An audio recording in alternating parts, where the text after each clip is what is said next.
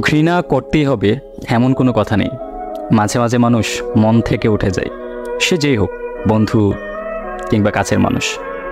তাদের প্রতি আগের মতো আর মায়া থাকে না, ভালোবাসা থাকে না, টান থাকে না। চোখের সামনে দিয়ে হেঁটে যেতে দেখলেও তাদেরকে আর বলতে ইচ্ছে করে না যে কেমন আছিস। বলে না যে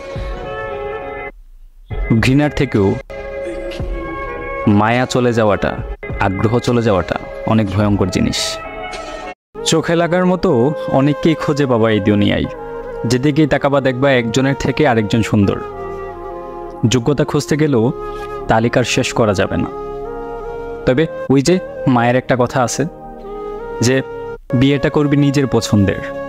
একটা সুন্দর চেহারা কিংবা সাদা চামড়ার চেহারার থেকে একটা হাসি মাখা মুখকে বেশি প্রাধান্য দিবি। কারণ তুই যখন অফিস শেষ করে ক্লান্ত শ্রান্ত শরীর নিয়ে বাসায় ফিরবি, তখন দরজার সামনে একটা সুন্দর চেহারার থেকে হাসি মাখা মুখটা বেশি প্রয়োজন হবে।